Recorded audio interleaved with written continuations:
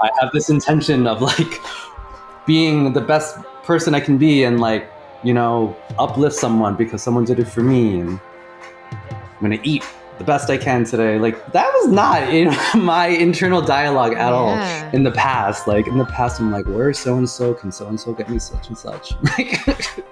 Like, it's just crazy. Like, it's just amazing what recovery can do. Like, stories are powerful. Welcome to the Rise, Recover, Live podcast, brought to you by The Phoenix. This is a space where people impacted by substance use can come to share their story of strength and resilience, get open and honest, and inspire hope and build community through shared experience. We'll be talking to people in our community on their own recovery journey and shine a light on the topic of recovery in all its forms. Maybe you'll hear some of your story in theirs. Let's show the world that together we rise, recover, and live.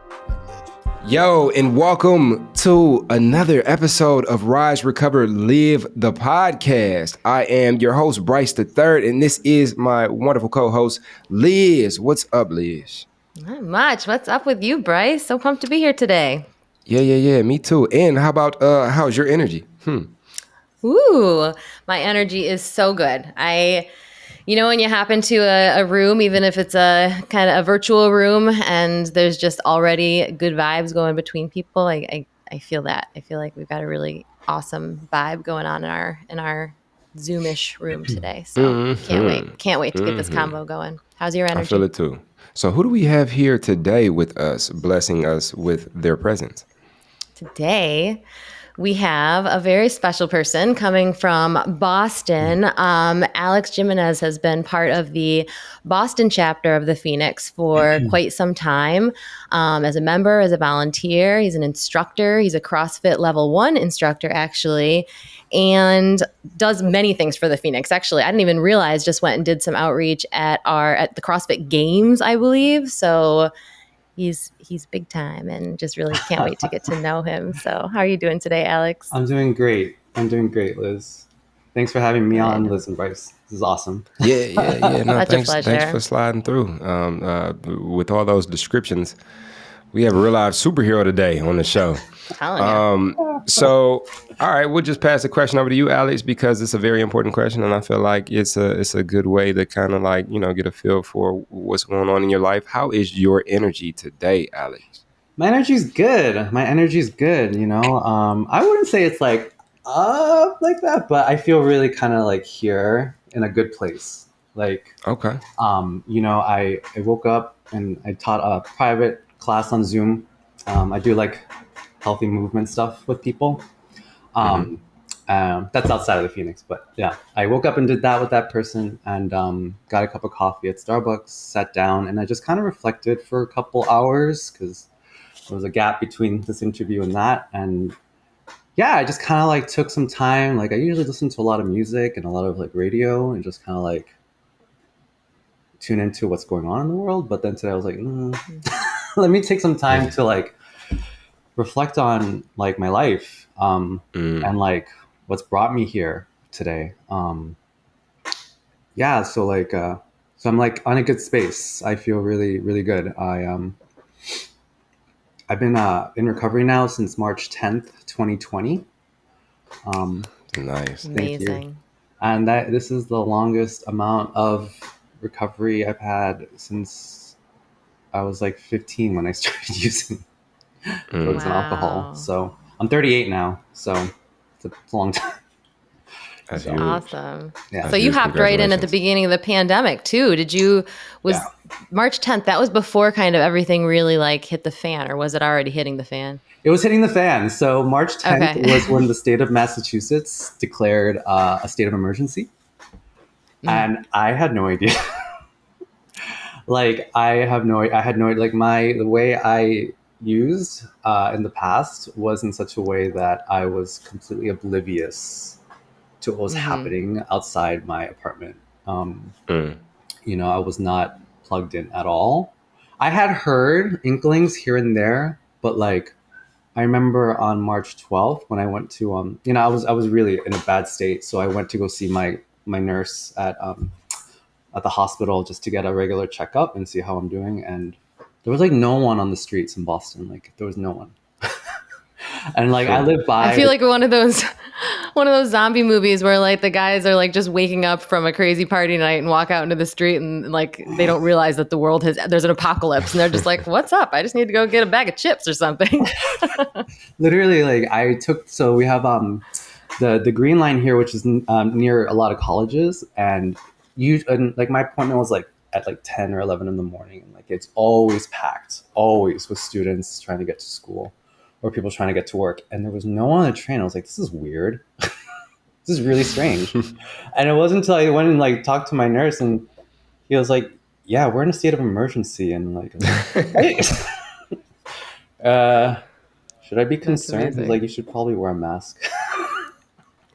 Wow. I like, like That's it was wild. just strange, and like it was just really, really odd. But, like around that time was like when the hard shutdown came in, a couple weeks later, like the whole country.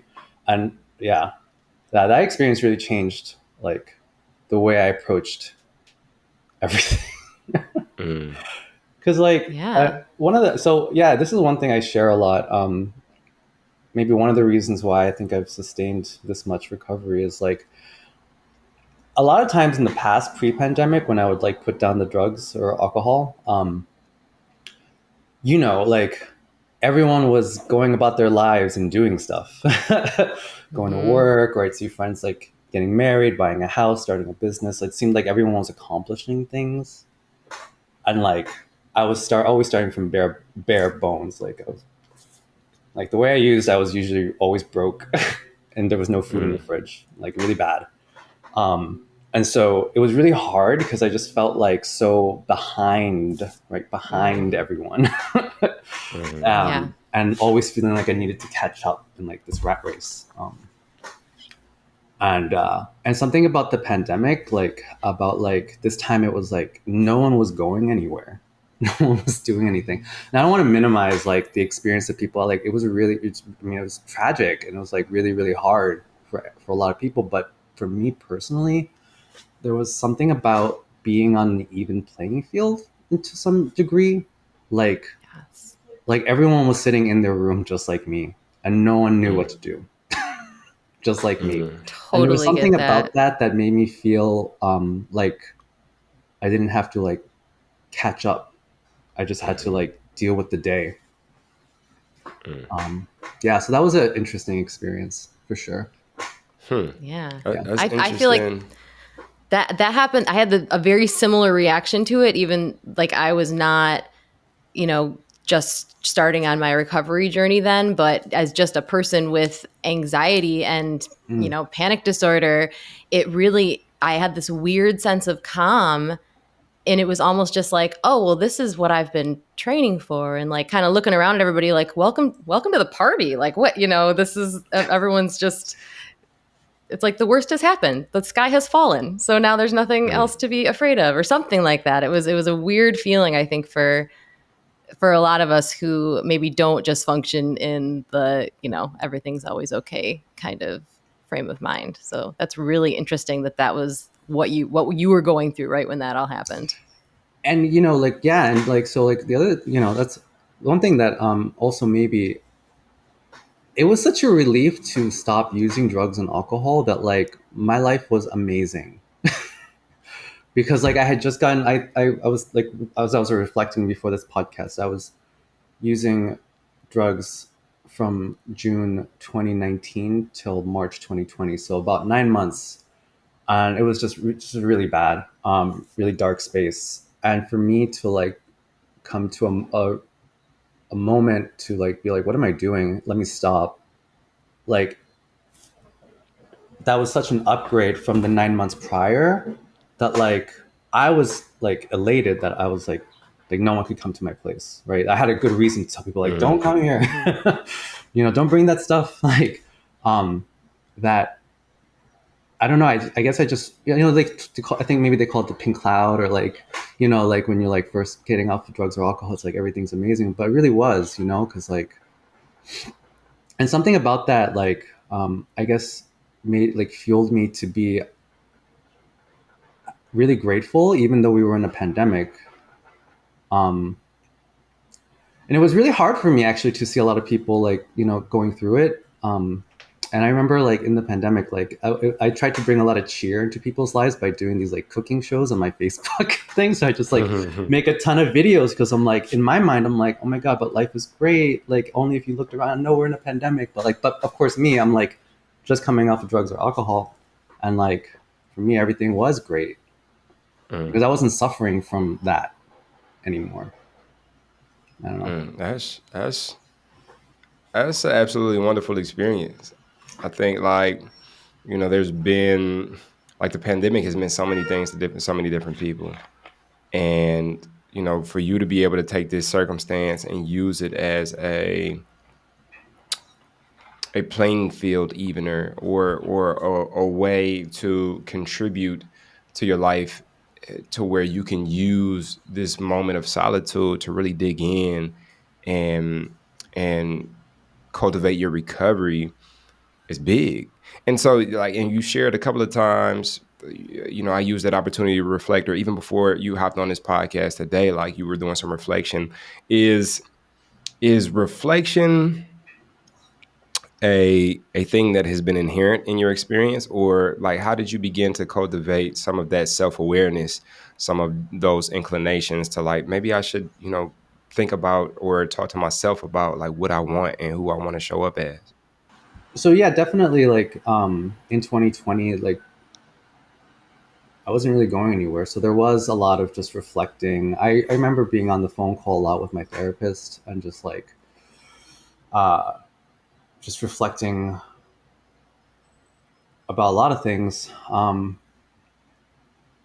It wasn't something I usually did, to answer your question. Like reflection wasn't something I did. But in 2020 I did. Also as like, with all the social movements that were going on, like I was also kind of reflecting about like my past, right? Because like, my family comes from South America, and then like, I was like about first generation. I was just kind of reflecting about my experience as, I call myself an indigenous person, a descendant of indigenous people, and kind of like what that meant for me, and like how like, so like there was a lot of reflecting on a lot of levels, not just like drugs and alcohol, but also just like me, and like which actually tied into it because a lot of like not feeling out of place a lot of time. Like, why did I feel that? Like, well, maybe it was because I went to a very affluent school where I was one of the only brown people there, and like maybe that contributed me to feeling like never in place, and maybe that's why I turned to drugs and alcohol because I never felt like I belonged anywhere. So I did a lot of reflecting on that sense, kind of like how those things overlapped. But as things opened up, to be quite honest, I haven't been reflecting as much. I've been kind of like going and like getting my CrossFit level 1, volunteering at the Phoenix, contributing, and like recently I've just been like, I'm also a dancer, like in Boston, like I work with little companies here and there, like 6-week projects, and performing arts. So it's just been so much go and do.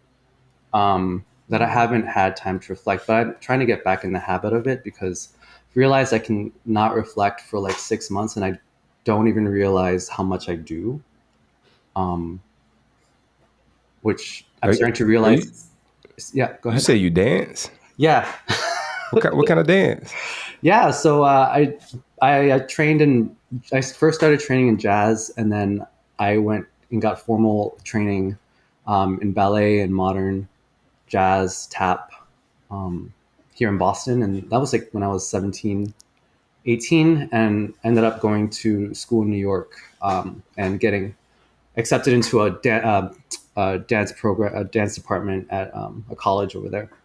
Wow. Yeah. Yeah. Wow, we weren't lying when we said we had a superhero, Liz. What is I going know. on? Like, it's like, what else is Alex gonna say? Wears all the hats. Yeah, Right. That's super cool. Yeah. I mean, I think I could definitely relate to like that busyness.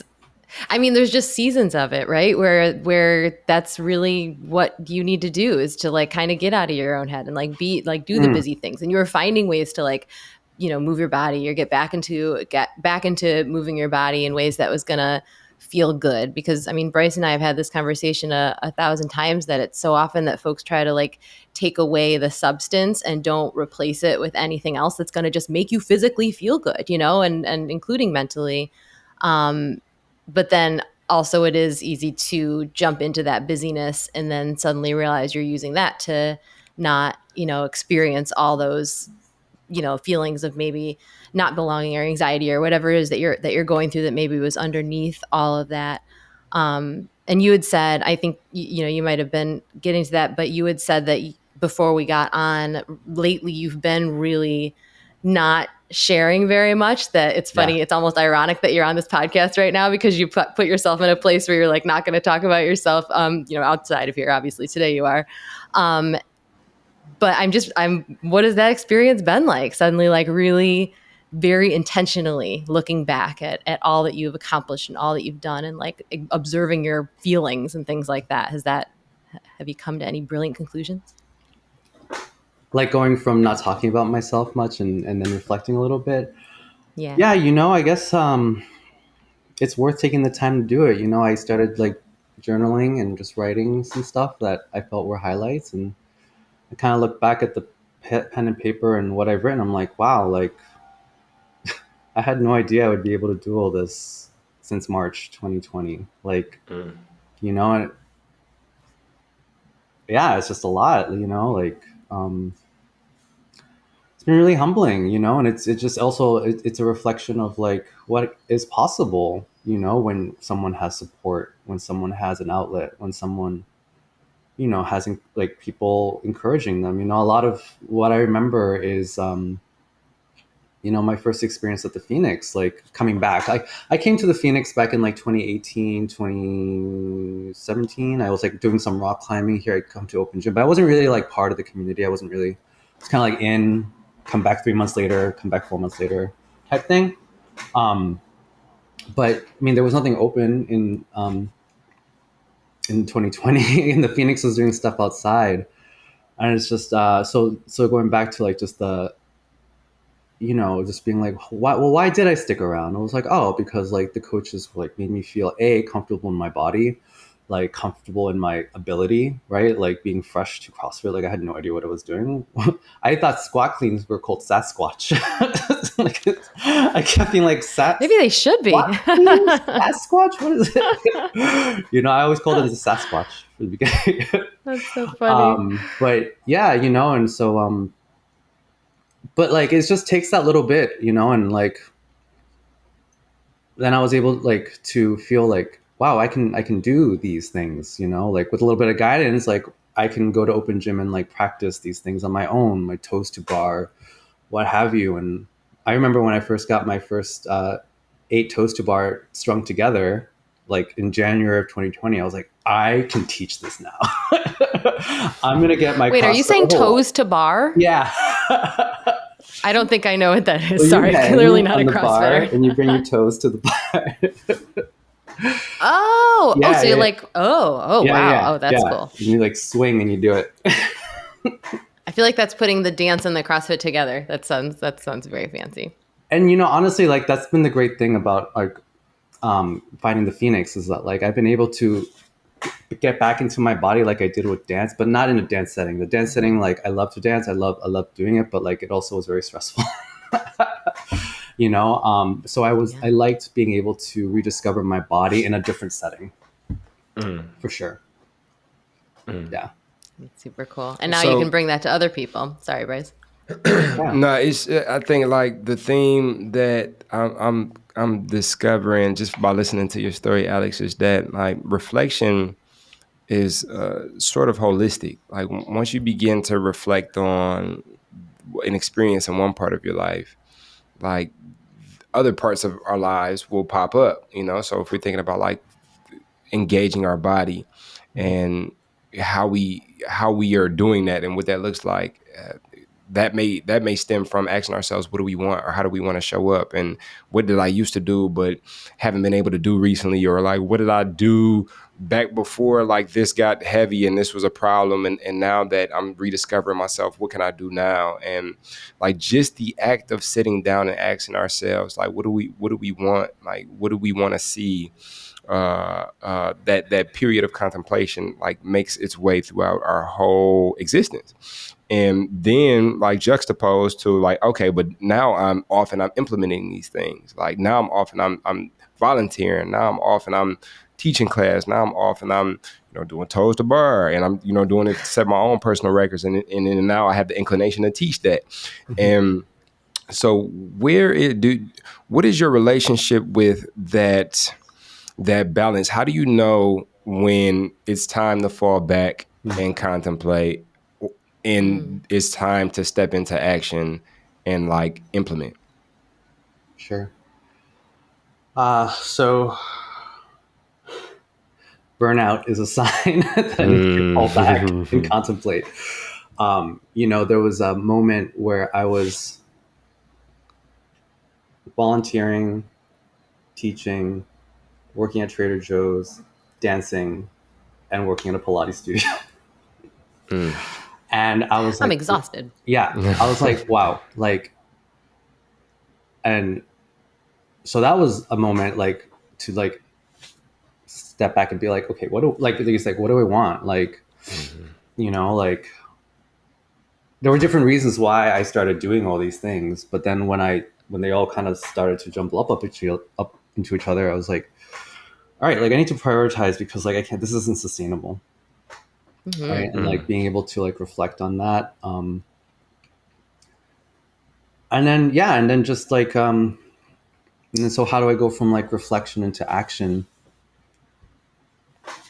I mean, it's just, I think talking to people like in those different settings, like, talking to folks at the Phoenix, like, this is what's going on with me. What do you think? Or like talking to folks in the dance world, like all this is going on. Like, what do you think? What do you see? Cause like sometimes I can't see all the different options or variables that are there. Like I need a different set of eyes and a different mind to kind of point something out I never would have realized.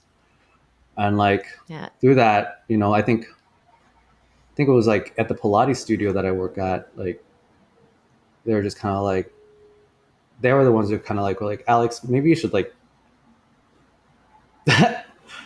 figure out what you really want, like, and Trader Joe's was there, like, so I picked up the Trader Joe's job. No, I try not to like name like companies and stuff, but like anyway, I did it. But like, and it was a great company. I love it. They were really good to me, and I left on good terms. But one of the reasons I started working there was because like a lot of the times like at the other jobs, like it's not consistent hours, right? Like at Trader Joe's, I always knew there would always be a truck every morning at 5 a.m. to unload, and so it was like steady income. But I wasn't happy there, So Yeah. So then that made me be like, well, maybe I need to like figure out how to like up my clientele at the Pilates studio. Maybe I just need to figure out like how to like, do a little bit more dance projects or something. So, and it was scary because like, it just meant a little bit more work on my part, right? As opposed to the company just giving me hours and me being like, here I am for work. It's a leap of faith in yourself to decide that you can, to try something, to take a little bit of a risk. It's scary, but but it's been working out. You did it. I've been making it work out. So now I'm not working like 6 jobs. and with that, like I want to share. So my friend sent me this quote yesterday, and I'm big on being lost. Like I'm huge on being lost because being lost is the prerequisite to being found. And you were in the wrong room before we even started recording, so you already like walked that walk today. We got jokes. Yes, I got lost today. Where is the laugh track? I'm so glad Liz we found got you. The jokes. But okay, so obviously we know how tapped in I am to being lost, right? But like, a lot of times like being lost or not knowing the answer or not having the answer is frowned upon in culture because it's like, well, you're supposed to know when you're supposed to show up and you're supposed to, and all these supposed tos and shoulds, and we get the shoulding on ourselves. But like being lost, I find is the prerequisite. Anytime I've had any epiphany, like there was a period, maybe even a whole season of like not knowing. So my friend shared this quote with me last night, And it really spoke to my spirit because it gave me different language too. It say, life is a repeated cycle of getting lost and then finding yourself again.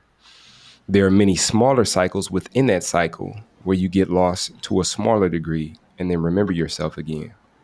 Sometimes you do it to yourself on purpose, consciously or unconsciously. Every time you get lost, it is so that you can learn something or experience something from a different perspective. And that really spoke to my spirit. And it's like, yo, those moments of like, Trader Joe's is cool. And I sought Trader Joe's because I needed stability, but like I'm not feeling fulfilled. Like, so, maybe I, lean a little bit more this way or lean a little bit more this way, and that constant conversation with ourselves, I find, is really and truly for me, it has been what recovery is, because I used to live unintentionally. Like I used to Right. just float, like you throw a feather in the air, it's just gonna land wherever it lands. And that's Right. kind of where I was, Yeah. But now that we live this intentional thing called recovery, like there's this conversation with ourselves that continue to lead us, because what I need in this season might not be the same thing I needed last season, and what I need next season might not be what it is that I need this season. So to have that continuous conversation with ourselves, I think is very important. And it sounds like you're tapped into that process, Alex. Yeah, and that's the one thing I realized too, in like reflecting before doing this podcast, is just how intentional like these last 2 years have been, right? I was thinking about, so I dropped out of college in 2006 as a direct result of my drug use. And I was living back at home in 2007, pretty much to 2015. And that was probably like the darkest years of my life. You know, and it was all because like kind of what you said is like I was pretty much just seeking the next bag, and wherever I could get that bag, like that was my, I guess I was intentional in that way, but like there was no rhyme or reason to my life. Like there was no, anything, and so like I wasn't really caring about my health or my finances or my self-respect or my family. Um, I wasn't caring about anything. Yeah, it's just crazy, like how different we can be. Like I would always find myself in random places in Massachusetts because the drugs led me there. Like I take the commuter rail that way, or take bus that way. Random houses. Just like wake up in random spaces, random stoops. Um, and so like to be able like to like have a life right now where I wake up and I'm gonna coach a class. I have my class plan set out. I have this intention of like being the best person I can be, and like, uplift someone because someone did it for me, and I'm gonna eat the best I can today. Like that was not in my internal dialogue at all in the past. Like in the past, I'm like, where's so and so? Can so and so get me such and such? Like it's just crazy. Like it's just amazing what recovery can do. Like Sure is. it's awesome. Yeah. Class plans, meal plans, that is something that was not in my vocabulary. Schedules, Q1, Q2, Q3, Q4, 5-year, 10-year plans. Like what? What are we doing today? And Next I just 10 woke minutes. up and like who got what and where we at with it, Yeah. Now you're showing up for other people, and you're someone that people can depend on and look up to. And No, it's a I big try. deal. I try to be there for everyone as much as I can. Because like we in the Boston location, we have around that in that area we have some like homeless shelters and halfway houses, sober homes, different services around. And like having been like through the halfway system and in the system, like like I get it. I get what it's like. To I was arrested in 2007 for possession and some other stuff. And so like, and then I was on probation for a year and a half. And so I just remember what it was like. Like that was like another very depressing moment in my life. Um, and I thought it would never end. Um, and it was very like, I don't know, it was not the most dignifying part of my life. Right. And so like when I'm sitting there at the front desk now, like, and I see, folks walking in who are in that situation I was like, I remember like, I guess I say to myself, like, how would I want someone to treat me when I was like that? Right. Like when I was in that situation, right? Like my probation officer and the judge were not like the most welcoming and friendly people, you know, you know, and all that, so can I be that for someone, right? Like, Yeah. That's treating so them as, interesting, Alex, yeah, that you're the person at the front desk now welcoming people into this community. You had said before that one of the things that you kind of realized was underlying under your substance use was that like feeling of not belonging and just feeling right. like you kind of like just didn't fit in. And now, I mean, I'm wondering if you do feel differently about that now, at least within the communities that you found, and also how amazing that now you're welcoming people, you're helping other people like fit in. I just feel like that's you took that feeling and you're helping other people to maybe not experience that so much. Does that sound right? Yeah, I mean, the way you said it is beautiful. I didn't even think about it that way, like kind of taking something that I yeah,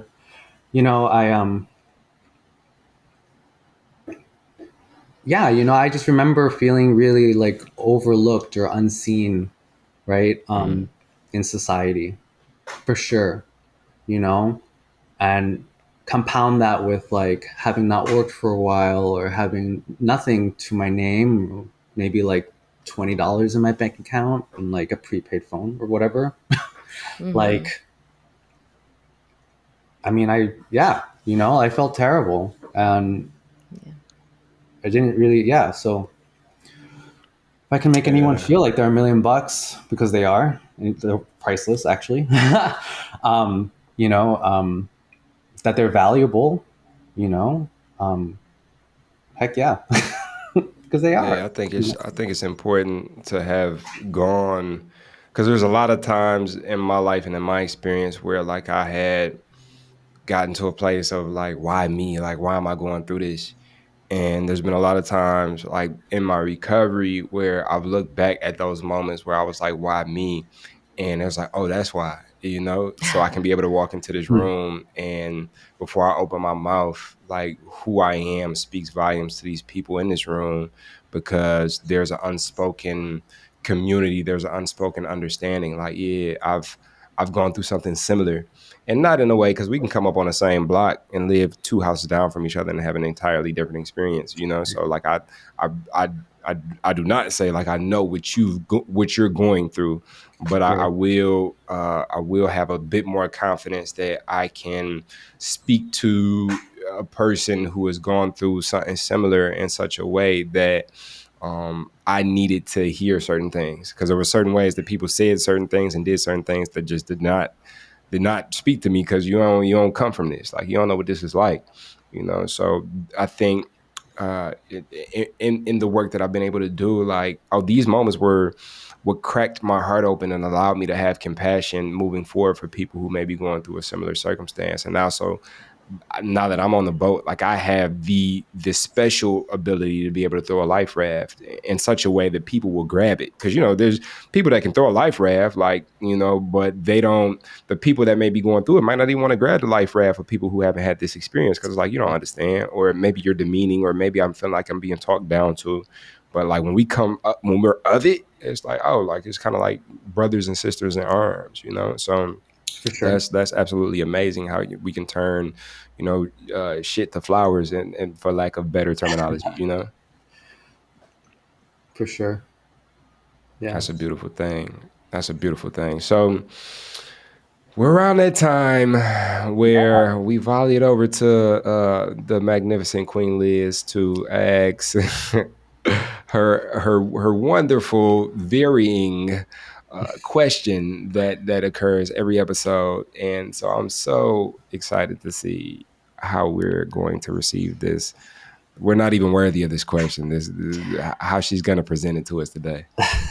I'm telling you, Bryce, it's not even the question anymore that's we're like really highlighting. It's how you introduce the question, then the question to be asked, and then the conversation we have afterwards. I'm telling you, this is like, I feel like we need to have an episode that's all just like little like clips of this little part of it where we're just like, oh my gosh, how she's gonna ask, and then she asks it, and then we joke about it.